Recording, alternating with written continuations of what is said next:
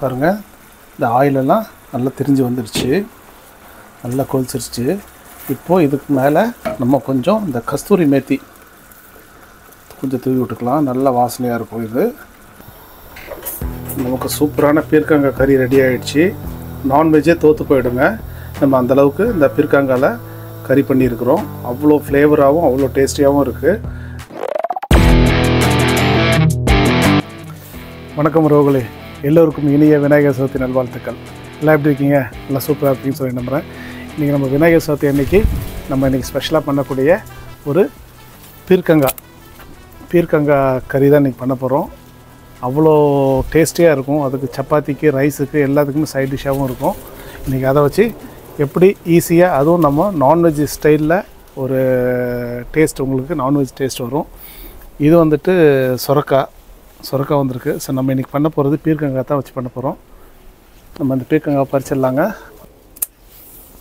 பாருங்க, அவ்வளோ ஹெல்த்தி இந்த பீர்க்கங்காய். இதை வச்சு தான் இன்றைக்கி நம்ம ஒரு சூப்பரான ஒரு வெஜிடேரியன் டிஷ் பண்ண போகிறோம். நம்ம இந்த பீர்க்கங்காவை தோல் சீவிடலாங்க. நம்ம இந்த தோலை வச்சு கூட நம்ம சூப்பரான ஒரு துவையல் அரைக்கலாம்.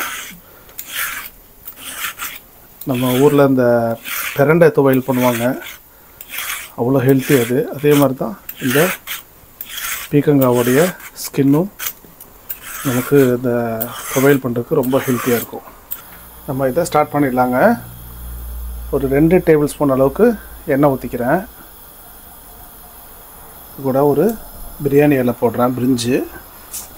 ஒரு 1/2 டீஸ்பூன் அளவுக்கு கடுகு, ஒரு 1/2 டீஸ்பூன் அளவுக்கு பெருஞ்சீரகம், 1/2 டீஸ்பூன் அளவுக்கு சீரகம். நல்லா வெடித்து, கடுகுலாம் வெடித்து பொரிஞ்சு வந்துருச்சு. இது கூட ஒரு மீடியம் சைஸ் வெங்காயம் சேர்த்துக்கலாம். அது கூடயே கொஞ்சம் கருவேப்பிலை.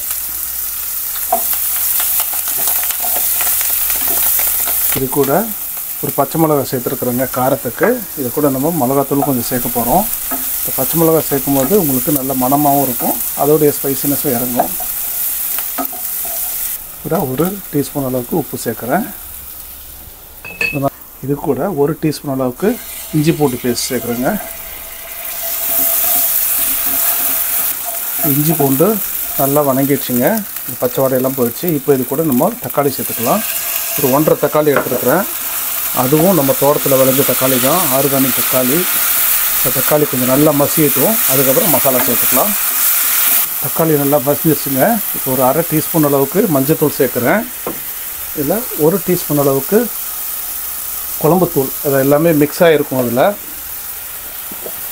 ஒரு 1/2 டீஸ்பூன் அளவுக்கு காஷ்மீரி சில்லி பவுடர், சேம் குழம்புத்தூள் எடுத்த அளவுக்கு மல்லித்தூள். அவ்வளோதான் இதோடைய தூளுங்க. இது எல்லாமே நல்லா வணக்கிடலாம். இப்போ இந்த மசாலாவில் நம்ம வெட்டி வச்சுருக்கிற பீர்க்கங்காவை போட்டுக்கலாங்க. இது இந்த மசாலாவில் கொஞ்சம் நல்லா பிரட்டி விட்டுட்டு ஒரு 2 நிமிஷம் மூடி போட்டு வைப்போம். அதுக்கப்புறம் நம்ம தண்ணி சேர்த்துக்கலாம். அதில் நல்லா வணங்கிடுச்சுங்க அதில் தூள்லாம். இப்போ கொஞ்சம் தண்ணி சேர்த்துக்கலாம். தண்ணி சேர்த்துட்டு ஒரு 5 நிமிஷம் நல்லா கொதிக்க விடுவோம்.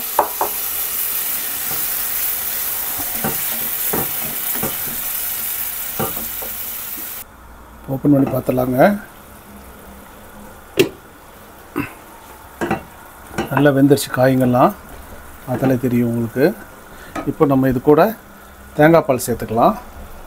நீங்கள் தயிர் வேணாலும் தயிர் சேர்க்கலாம். ஏன்னா சிலவங்களுக்கு இந்த டெய்ரி ப்ராடக்ட் அலர்ஜி இருக்கும். ஆப்ஷனல் தான் உங்களுக்கு. நம்ம தேங்காய் பால் சேர்த்து பண்ணும்போது உங்களுக்கு அந்த நான்வெஜ் சாப்பிட்ற ஒரு டேஸ்ட் கிடைக்கும். ஏன்னா நம்ம அந்த அளவுக்கு தான் அந்த மசாலா சேர்த்துருக்குறோம். அதில் ஒரு 2 நிமிஷம் இந்த தேங்காய் பாலில் கொதிச்சிட்டும் நம்ம ஆஃப் பண்ணிடலாம். பாருங்கள், இந்த ஆயிலெல்லாம் நல்லா திரிஞ்சு வந்துடுச்சு, நல்லா கொதிச்சிருச்சு. இப்போது இதுக்கு மேலே நம்ம கொஞ்சம் இந்த கஸ்தூரி மேத்தி கொஞ்சம் தூவி விட்டுக்கலாம். நல்ல வாசனையாக இருக்கும். இது கூடயே பொடியாக நறுக்கி வச்சுருக்கிற கொத்தமல்லியும் தூவி விட்டுட்டு நம்ம ஸ்டவ் ஆஃப் பண்ணிடலாம்.